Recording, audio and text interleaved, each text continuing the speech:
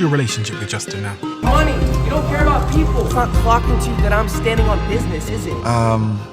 Not the same that it was. Justin Bieber. He is quite an interesting character. He's basically had run-ins with every single person you could think of. That's a little bit sussy. Even at one point, having certain interactions with the now infamous P. Diddy. Now, Justin, like a lot of people that get young early, they have crash-out errors. And at this point, it's pretty standard. You've seen the clips of Justin Bieber. He's been angry at the press. It's not clocking to you that I'm standing on business, is it? He peed into a mop bucket once, I think at like a bar or something. And then more recently, people have just been saying that he looks really ill, or just because he's got a lot of energy and he's in his 30s, he's like doing drugs or something. But one person that's always surrounding Justin Bieber that a lot of people don't talk about is Scooter Braun. Now, Scooter Braun and Justin Bieber, this lore goes way, way back, like even before P. Diddy. So Justin was actually one of Braun's first big signings. You could even say that he was the person who gave Justin Bieber the platform. Basically, Scooter saw a music video of Justin Bieber singing and decided to sign him. Not Baby, not that one. I think he was already signed after that one. I saw a bunch of videos from his church his mom had posted. So I went a little crazy to find him within 24 hours. Once I saw him, I kind of knew. Oh my God. You know how much easier YouTube was back then? Dude, like just go back to like Justin Bieber Baby, or what was the other one? Rebecca Black Friday. It's Friday. So this is probably when he was in his Shane Dawson. Okay, bad comparison. This is probably when he was in his Onicia. Okay, bad comparison. He was in the era of like early YouTube. I don't know. Let's say Hey It's Fred, where you would just upload like simple videos of yourself, like talking to the camera, filmed on like a BlackBerry or something, and then sometimes doing covers of songs. So Scooter has been involved in Justin's career since around 2008, when Justin was 14 years old. And Scooter, like a lot of these managers behind the scenes, they seem to kind of know everybody. I mean, you've got Kanye West, Taylor Swift, Ariana Grande. He probably is one of, if not the biggest mogul in that entire industry. But the problem is with Scooter, like many of these LA manager types who, you know, they shall not be named, like Lord Voldemort, a lot of people have had some negative things to say about him. One of the biggest high-profile cases was with Taylor Swift. If you listen to Taylor Swift, what are you doing here? You like one of the 3 women that watch me or something? What? If you do listen to Taylor Swift, she started re-releasing her music recently called Taylor's Version. Now, this isn't a massive cash grab. It is, but there's more to it than that. It's because when she was 15 in 2006, she signed with Big Machine Label Group, which gave them the ownership and rights of her first 6 albums. And Taylor basically said, working with the company, it was years of like incessant manipulative bullying from Scooter Braun. This then led to Scooter's company, Ithaca, actually buying Big Machine, which basically gave him all the rights of her songs. So he had no involvement in any of this, didn't help her career at all, basically just bought the company that platformed her, and he was probably raking it in just as much as she was. And that's why she's basically came out and decided to re-record all of her old albums to say you to him. There are loads of people that have came out about Scooter Braun, even one person saying that I've never seen anyone burn so many bridges with so many people. But unfortunately, this isn't just about Justin Bieber, even though he is the main focus. The problem with it is, in this industry, in the music industry, usually you will find that most people get picked up when they're incredibly young and their talent just gets recognized, and then they realize years down the line how much they've just been taken advantage of. This is crunching music deadlines, conforming their music, and they kind of lose the expression that they wanted, crunching tours, which has led a lot of people in the industry to just crash out, burn out, turn to drugs and alcohol as some way to kind of like offset as a coping mechanism. I mean, this has even happened to YouTubers as well, the people like at the bottom of the totem pole of relevancy. Like, for example, like I was signed up with Machinima. That was horrendous. I still remember this call, this text message, like clear as day in my head, where the guy basically said, okay, you can leave, but do you want like 5% more instead? And we sign you on? And I was like, no, I just want to get the out. And then that guy just mysteriously disappeared a week later. He probably let one of the prisoners escape from Alcatraz, so he was taken out the back and shot in the head.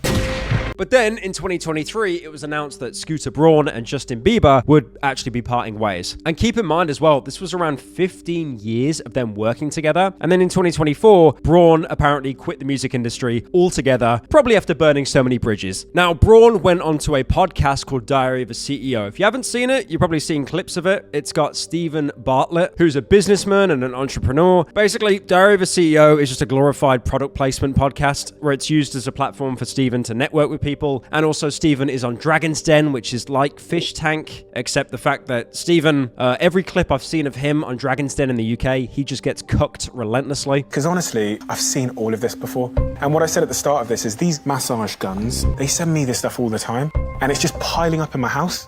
With all due respect, you're not our core customer, to be honest with you. Like, our core customer isn't getting sent free TheraBodies. Now, on this podcast, Braun basically said his relationship with Justin isn't what it used to be. What's your relationship with Justin now? Not the same that it was. I think, these things go ebb and flows. And then they did the unthinkable, the dreaded thing that TMZ was foaming over the mouth for. They unfollowed each other off Instagram. Why is this like Sauron making the 9 rings, by the way, whenever like famous people unfollow each other off Instagram? Like everyone just soy faces over it. But then they went the extra step as well and pretty much removed all pictures of each other. But then Scooter had a bunch of other people leave his agency as well, like Demi Lovato, Carly Rae Jepsen, David Guetta. Honor of George Floyd.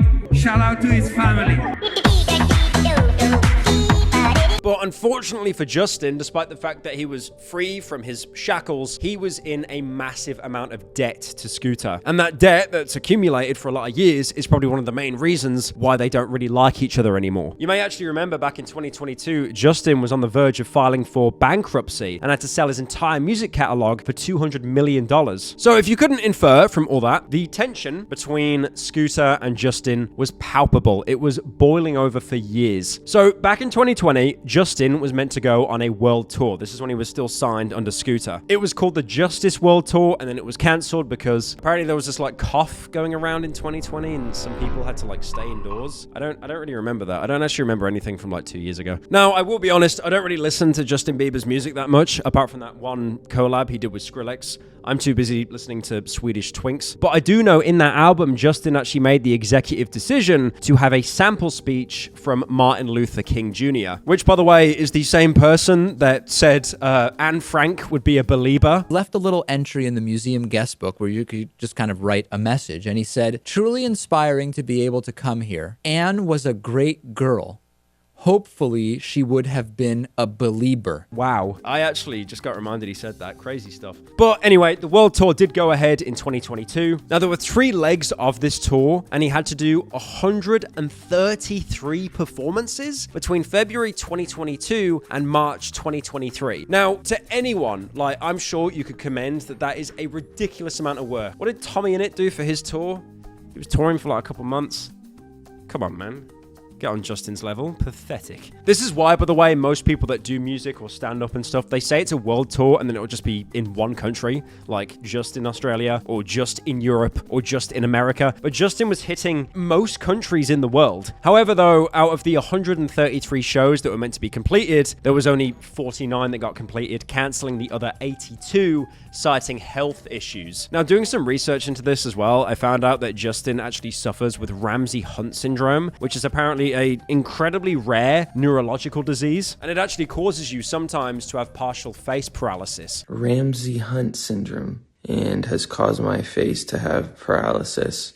As you can see, this eye is not blinking. I can't smile on this side of my face.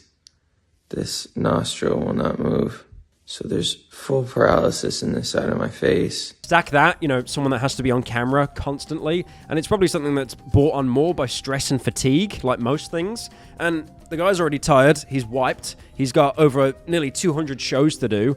I'm not surprised that he cancelled his tour. Now, I'm sure we can go back to the years of saying, oh, Justin Bieber, he was so cringe. That guy on YouTube that went, baby, baby, baby, all right. Like, that's cringe, okay? But you can still respect the fact that he tried his hardest to make sure that this tour happened, and him bailing on it, I really don't blame him. And wouldn't you know it, we bring Scooter Braun back into the picture because he found out that Justin cancelled because he was a little bit sick. And he really did not like that. So Braun's company called Hybe Corporation, it's a South Korean entertainment industry, and they paid Justin Bieber in advance to actually cover the cost that he'll show up during the tour. And there was obviously a contract signed that he had to show up to the tour, and because he cancelled because of the health issues, he basically had to pay Scooter back $31 million. $26 million comes from the lost money for the cancelled tour, and the other $5.5 million comes from unpaid commissions. Wait a minute, that sounds like me. Wait a minute. Was Justin Bieber cooking?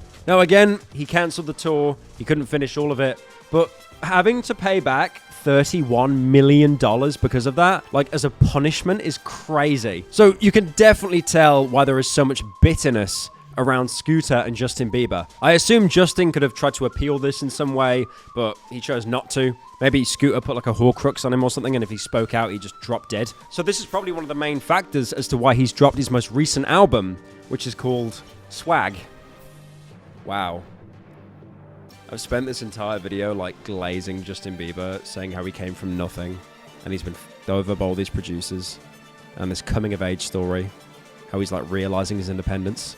And you called the album Swag. I just think of like this t-shirt I saw in a store once, and it says, "Pardon my swag." So this album will be to basically recoup his losses, or more importantly, to try to get back at Scooter. It reminds me, if anything, of how Frank Ocean basically stole $20 million from Def Jam Records. He was signed with them for like, I don't know, X number of albums, hyped up his next album as like the greatest thing ever, and he got an insane amount of funding from Def Jam as well, and he used that to fund his album called Blonde. And then he basically dropped like a fake or a throwaway album as well. And to everyone's surprise, this actually got him out of the contract with Def Jam, since he actually hit his album quota by doing a bait album. And then that led him to release the actual Blonde album, but because he was out of contract, it was independent, so he would have got pretty much all the money for that. Now, even though Justin is getting off nowhere near as lightly as Frank Ocean, he could hopefully still recoup some of the money here. Now, surprisingly, Scooter has actually shown Justin some love on the release of his new album. He called it the most authentically Justin Bieber album to date.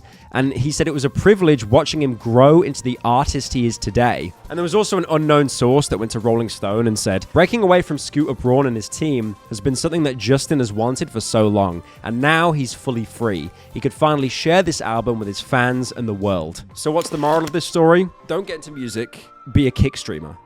Because, I mean, think about it. $31 million? That's a kick contract. Easy.